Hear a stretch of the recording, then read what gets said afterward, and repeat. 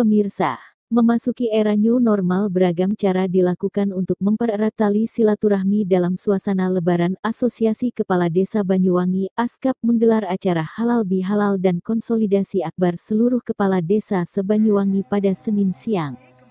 Setidaknya, 189 pucuk pimpinan desa di Bumi Blambangan ini menggelar acara di destinasi wisata Dejawatan di Desa Benculuk, Kecamatan Celuring, Kabupaten Banyuwangi. Tampak hadir dalam acara tersebut, Bupati Banyuwangi, Abdullah Aswar Anas, Kapolresta Banyuwangi, Kombes Pol Arman Asmara Syarifuddin, perwakilan Kodim 0825 Banyuwangi, Kapten Z Sahar Susanto. Acara diisi dengan tari-tarian gandrung dor khas Banyuwangi.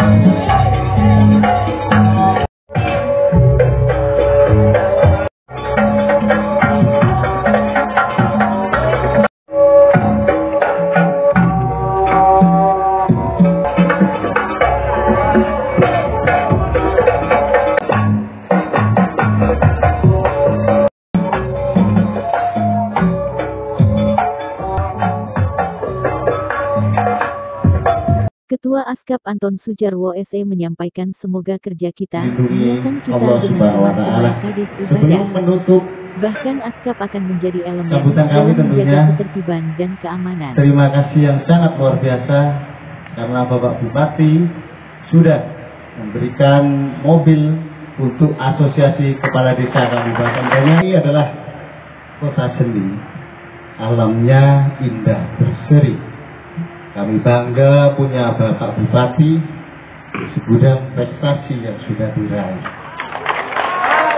Sebagai tujuan lainnya, seluruh Kades meminta untuk pemotongan APBD ditiadakan. Permintaan tersebut disampaikan langsung oleh Anton kepada Bupati Banyuwangi. Abdullah Aswar Anas mengatakan pihaknya akan mengusahakan pemotongan APBD ditiadakan. Celuring, para kepala desa, dan teman-teman sekalian yang saya hormati, Ketua Asosiasi BPD, Ibu dan Mbak sekalian yang berbahagia.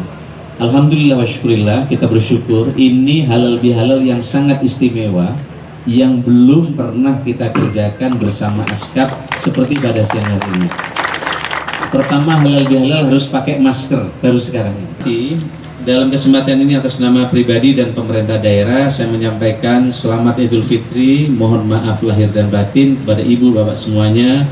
Mudah-mudahan amal ibadah kita diterima oleh Allah Subhanahu wa Ta'ala dan kita semua saling dimaafkan. Kemudian saya undang juga teman-teman Papdesi, organisasi yang membawa aspirasi di tingkat nasional. Alhamdulillah mereka semua telah bertemu, telah bersatu. Tepuk tangan buat mereka semua. Mudah-mudahan ini semakin membawa kekompakan. Saya kemarin juga bertemu dengan BPD, organisasi BPD. Saya juga sampaikan kepada mereka agar ke depan bisa lebih bersama. Ini bisa dijalankan dengan baik. Begitu juga di pondok pesantren dan lain-lain. Harapan kami ke depan ini bisa dilakukan sesuai dengan protokol yang telah disiapkan oleh pemerintah, yaitu menjaga jarak, wajib menggunakan masker, dan juga untuk selalu cuci tangan. Ibu dan Mbak sekalian yang saya hormati, para kepala desa dan saudara sekalian yang berbahagia, berbagai prestasi telah kita dapatkan sebelum corona ini. Alhamdulillah ini berkat kerja keras kita bersama, termasuk kerja keras para kepala desa di tempat masing-masing. Para kepala desa sekarang telah menjadi bagian model di Indonesia, karena desa-desa telah menyajikan pelayanan secara online, yang itu menurut saya sungguh luar biasa. Berkat kesabaran dinas mulai Kominfo, BPMPD, dan juga dinas dan para camat, alhamdulillah layanan-layanan berbasis online di desa-desa sekarang telah bisa kita lakukan. Berbagai terobosan bersama juga telah kita dapatkan. Alhamdulillah kemiskinan kita dari 20,4% sekarang turun menjadi 7,52%. Tentu ini adalah kerja keras kita bersama. Pengangguran terbuka kita juga sudah kurang. Tetapi pasca COVID ini membutuhkan kerja keras kita bersama. COVID ini, Mbak sekalian, para kepala desa, ini berat banget. Saya semalam ketemu dengan ekonom. Ini perkiraan pulih ini Maret 2022. Bapak bisa bayangkan, Maret 2022 kemungkinan baru akan pulih. Ada yang menyatakan ini perlu 3-4 tahun untuk memulihkan ekonomi karena COVID. Bapak bisa bayangkan. Sekarang mungkin Bapak masih mengeluh terkait dengan ADD yang berkurang. Saya sudah ketemu dengan BPD, ketemu dengan teman-teman, kira-kira kalau dikurangi berapa dan seterusnya. Tetapi PNS, saya ingin sampaikan, PNS telah dipotong TPP-nya demi COVID di Kabupaten Banyuwangi. Ya, ini para kepala dinas sudah dipotong antara 6 sampai 7 juta, Ustadz Gofar. Ustadz Gofar sementara tidak diundang di SKPD karena honor untuk Ustadz sementara belum ada. Begitu juga makan minum dipotong habis di kantor-kantor dinas. Para camat TPP-nya dipotong berapa? 4 juta demi COVID kita. Nah, kalau PNS dipotong mulai eselon 2 sampai di lapis bawah, ini sebagai bentuk bagian kepedulian kita kepada rakyat, maka tentu ke depan kita perlu ikat pinggang bersama kita kencangkan. Kalau betul ini 2022 baru pulih, maka sudah saatnya kita menghitung, kita menyiapkan langkah para kepala desa, Pemda menyiapkan langkah. Saya sudah memotong semua perjalanan dinas yang tidak penting kita potong, belanja-belanja yang tidak penting kita potong, pengadaan ATK yang tidak penting kita potong. Begitu juga mamin-mamirat yang tidak penting sudah kita tiadakan. Maka mohon maaf jika Bapak Ibu ke kantor sekarang tidak ada lagi makan siang, tidak ada makan minum, karena memang kita pontok untuk keperluan COVID. Ibu dan Mbak sekalian saya hormati, kalau betul ekonomi baru pulih 2022 dan 2023, maka kita semua harus menyiapkan langkah seserius mungkin, karena memang tantangan ini adalah tantangan yang luar biasa yang belum pernah kita hadapi sebelumnya. Maka uang rokok kalau bisa mulai dikurangi, perjalanan yang tidak penting para kepala desa mulai dikurangi, honor-honor yang tidak penting mulai kita kurangi, dan kita fokus pada hal-hal yang prioritas.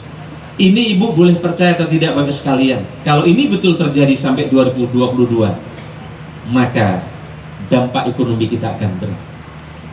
Pidato Menteri Keuangan kemarin lusa, Pak Kapolres kita lihat yang sudah berkali-kali gagal diadakan bersama Komisi 11 untuk menentukan asumsi ekonomi makro, mulai dari 4% turun menjadi 3%, turun menjadi 2,3%. Ekonomi makro kemarin yang terbaru bukan 2,3%, tapi anjlok asumsi ekonomi makro minus 0,4 sampai 1%. Artinya apa? Siap-siap kalau pendapatan negara nanti tidak juga naik, sangat mungkin ADD juga akan dipotong kembali. Artinya pembangunan di tingkat desa juga harus berhemat dan berdasarkan skala prioritas. Pemda juga akan bersiap-siap kembali. Jika DAU dan DAK akan dipotong kembali, maka anggaran yang akan dikelola pemerintah daerah juga akan kurang drastis. Bapak Ibu sekalian saya hormati, di beberapa televisi Bapak lihat bagaimana wali kota Solo dengan secara terang-terangan menyatakan sudah tidak mampu lagi membayar listrik PLN kotanya kepada PLN. Itu yang baru, yang terus terang baru satu. Saya sebagai ketua asosiasi para bupati seluruh Indonesia, telah banyak teman-teman para bupati melakukan hal yang sama, tidak mampu lagi membayar listrik di tingkat kabupatennya. Bahkan ada yang terpaksa dimatikan listriknya, hanya dihidupkan dari jam 6 sampai jam 11 malam, jam 11 sampai pagi dimatikan supaya hemat pembayaran listriknya. Ada juga banyak pemerintah daerah yang di bulan Agustus nanti sudah tidak mampu lagi membayar untuk tenaga harian lepas atau tenaga non-PNS yang ada di kabupatennya, dan mereka terpaksa berhutang untuk dibayar di tahun yang akan datang. Ini adalah beberapa fenomena akibat COVID-19. Tapi alhamdulillah di Banyuwangi insya Allah, kalau untuk bayar listrik, bayar pegawai, non-PNS, termasuk insya Allah saya telah bekerja keras untuk membantu agar ADD tidak dikurangi secara signifikan. Insya Allah akan kita usahakan. Dengan catatan harapan saya, para kepala desa terus bekerja keras dan kompak, sehingga dengan demikian pembangunan di tingkat desa ke depan akan berjalan dengan baik. Saya telah mendengar dengan teman-teman ASKAP, baik teman-teman yang juga pengurus ASKAP yang juga tergabung di Papdesi untuk menyampaikan aspirasi di tingkat nasional. Begitu juga dengan PPD telah menyampaikan yang sama. Doakan saya bersama tim anggaran, mudah-mudahan dalam waktu yang tidak terlalu lama akan bisa menyisir anggaran, termasuk kemungkinan memproses surat yang diadukan anggota dewan kepada saya yang kami teruskan kepada Menteri Keuangan, Menteri Dalam Negeri, juga konsultasi kepada BPK dan BPKB untuk pencairan sebagian saham yang dimiliki oleh rakyat Banyuwangi di Tumpang Pitu, yaitu tambang emas kita. Alhamdulillah, sejak saham ini nilainya 300 miliar, saat itu DPR minta mencairkan kepada saya. Saya secara halus menyampaikan kepada anggota Dewan yang terhormat, andaikan buah saham ini masih seperti jeruk belum matang. Kalau jeruk belum matang, ditebas, dibeli oleh pedagang, kira-kira mahal atau murah? Mahal atau murah? Murah. Oleh karena itu saya minta bertahan. Begitu juga ketika saham kita dari 22 miliar naik 600 miliar, minta dicairkan. Saya juga belum bersedia untuk mencairkan. Alhamdulillah sekarang saham kita secara bertahap, Bapak cek di seluruh Indonesia, mohon ini Bapak catat, di seluruh Indonesia tidak ada satupun, Bapak bisa cek, kabupaten yang mampu bernegosiasi dan mampu mendapatkan golden share 10% dari nilai 100%. Bapak bisa cek. Artinya kita harus bersyukur kepada Allah Subhanahu wa taala. Sumbawa Barat, satu-satunya kabupaten yang dapat saham. Itu Ustadz Gofar hanya 7% dari 24%. Artinya bukan dari induk perusahaan. Saya berkali-kali telah menyampaikan ini, sayangnya tidak mampu disampaikan ke bawah. Ingat Bapak sekalian, tidak ada satupun kabupaten, Bapak boleh catat, daerah yang punya saham 10% dari nilai 100%. Sehingga dengan demikian kita patut bersyukur, alhamdulillah, waktu itu renegosiasi mempermudah kita sehingga kita mendapatkan saham dengan sejumlah ini. Kami telah sampaikan di tim anggaran, dari total yang dicairkan nanti sebagian juga akan kita khususkan untuk membangun puskesmas istimewa di kawasan Sanggar dan Silir sebagai ring 1 yang ada di sekitar Tumpang Pitu. Harapan kita ke depan, pengobatan-pengobatan yang juga dilayani oleh dokter-dokter spesialis secara bertahap bisa didapatkan oleh rakyat yang ada di ring 1 sekitar Tumpang Pitu. Kenapa sekarang kabupaten tidak lagi bisa melakukan renegosiasi? Karena kewenangan tambang tidak lagi di kabupaten, sudah ditarik ke provinsi. Bahkan sekarang provinsi tidak lagi punya kewenangan karena undang-undang minerba yang baru. Kabupaten kota, provinsi, dan juga wilayah-wilayah di Indonesia tidak lagi punya kewenangan karena telah ditarik ke pemerintah pusat. Maka sekarang Pak Kades, bupati sehebat apapun, gubernur sehebat apapun, udah dipangkas kewenangannya oleh undang-undang minerba, dan kewenangannya sekarang Gus Maki sudah ditarik ke pemerintah pusat dengan undang-undang minerba yang baru. Kaget semua orang-orang di daerah karena undang-undang minerba memangkas semua kewenangan bupati, gubernur, dan wali kota untuk punya cawi-cawi terhadap tambang. Untungnya Banyuwangi, di tengah transisi undang-undang akan pindah, kita mampu melakukan negosiasi dan alhamdulillah kita mendapatkan ini. Kalau tidak, maka kita tidak akan pernah mendapatkan sekali. Kesadaran bupati wali kota baru tumbuh, tapi ketika kewenangannya sudah ditarik di Jakarta, maka oleh karena itu sekalian saya hormati, insya Allah usulan anggota Dewan yang terhormat sekarang sedang diproses dan akan kita sampaikan di pasar terbuka dan diproses oleh induk perusahaan. Mudah-mudahan nanti usulan anggota Dewan yang terhormat ini setelah konsultasi dengan Menteri Keuangan dan Menteri Dalam Negeri nanti akan segera cair, sehingga dengan demikian insya Allah akan mampu menopang anggaran kita untuk semakin kuat.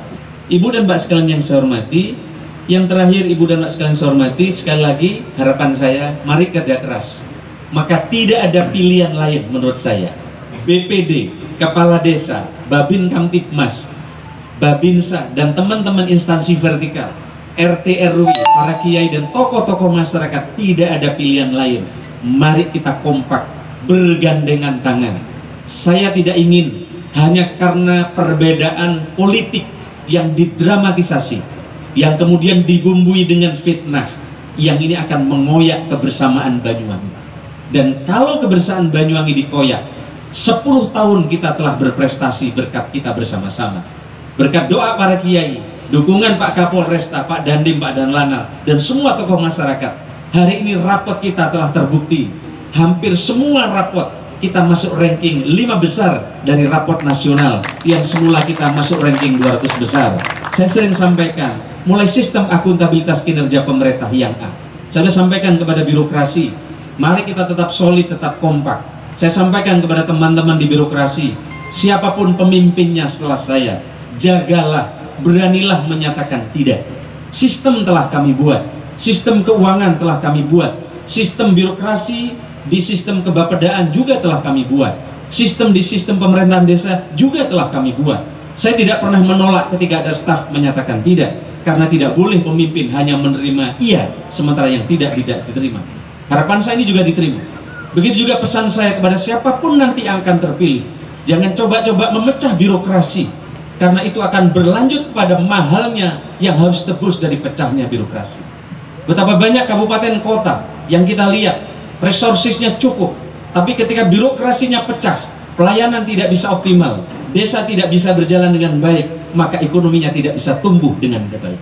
Inilah yang sering saya sampaikan, menjadi pemimpin di Banyuwangi, menjadi bupati, termasuk kata beliau tadi, menjadi kepala desa, harus punya kesabaran tingkat dewa di Banyuwangi. Coba bayangkan di depan kita, enggih-enggih Pak Kapolres, oh siap Pak Bupati.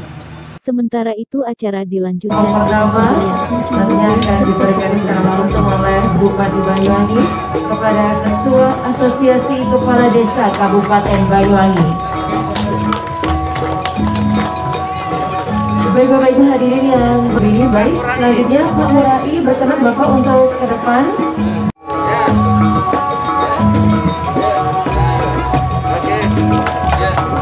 Sekali lagi boleh kita berikan tepuk tangan yang meriah. Bapak Ibu hadirin yang berbahagia.